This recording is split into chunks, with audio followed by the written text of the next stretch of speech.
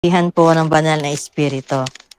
Kaya huwag po natin sayangin yung opportunity na tayo po'y mapuspos every time tayo po'y lalapit sa Panginoon.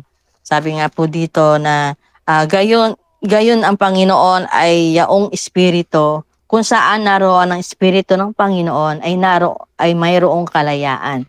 So meron tayong kalayaan, malaya na po tayo na gawin yung ating ministry sa Panginoon, malaya na po tayo sa gawa ng kaaway sa buhay po natin, takot, pangamba, o hindi tayo makapanalangin o pag-aaninlangan, malaya na po tayo sa mga bagay na yon dahil the Spirit of the Lord is filled our spirit, our hearts. Nandun na po ang banal na Espiritu sa atin na iniwan ng Panginoon sa atin to comfort us at bigyan po tayong lakas sa atin mga kahinaan. Kaya nga po yung Holy Spirit, ang gagawain po niya sa ating buhay ay para po tayo ay i-comfort, para po tayo encourage, at para po tayo i-counsel, sapagkat ang banal na Espiritu nagbibigay po sa atin ng counsel sa katotohanan ng salita ng Diyos, at siya po tumutulong sa atin sa mga bagay na hindi po natin kaya.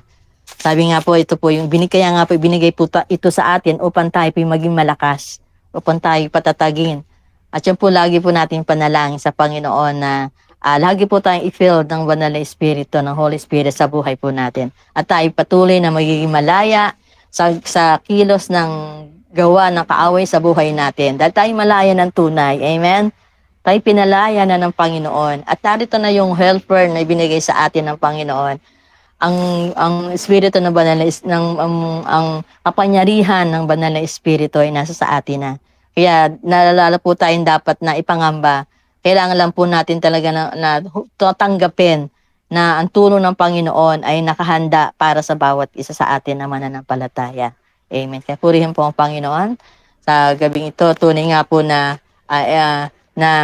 ang gawa ng banal na Espiritu ay kapag kumilos sa buhay po natin, pagka minsan hindi po ma-amaze po tayo. Amen.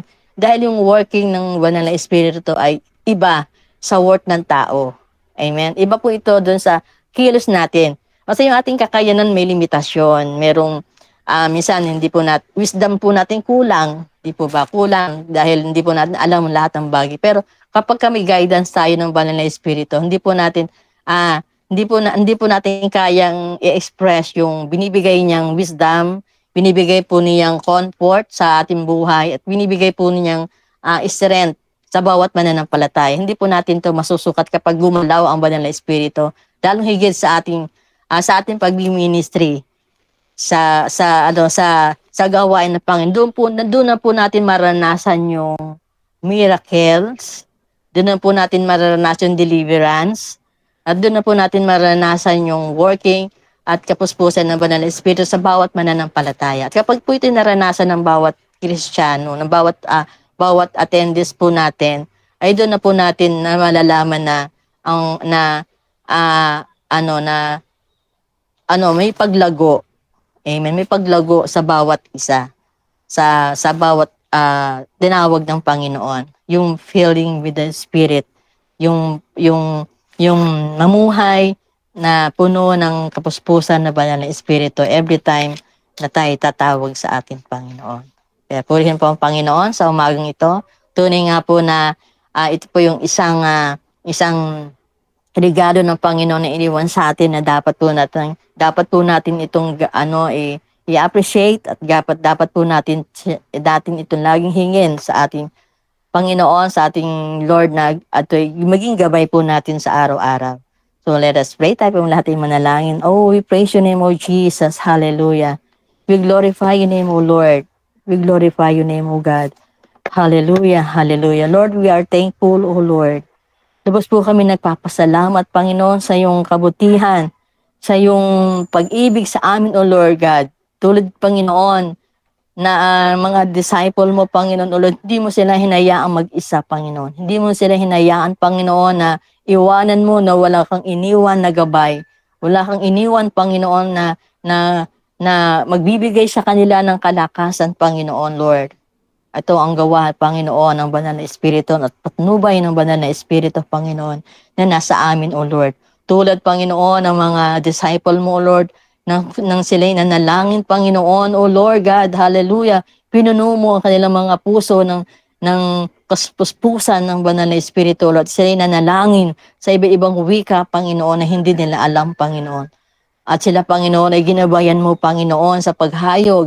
Ginabayan mo sila, Panginoon, sa kanilang buhay, Panginoon, O Lord. Ganon din po ngayon, O Lord. We believe, O Jesus, na kung paano mo sila, Panginoon, ginabayan, O Lord. Kung paano mo sila pinuspos ng iba na Espiritu, O Lord. Ganon din po, Panginoon, ang gagawin mo sa aming mga buhay, O Lord, sa aming mga ministry, Panginoon, O Lord.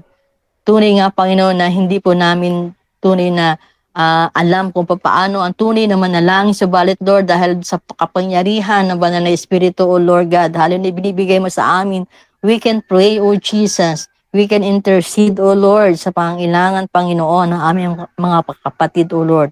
And there is power, O God, by the help of the Holy Spirit, O Jesus. Kaya naniniwala po kami, Panginoon, na patuloy mo yung patatatagin ang bawat isa na narito, Panginoon, O Lord.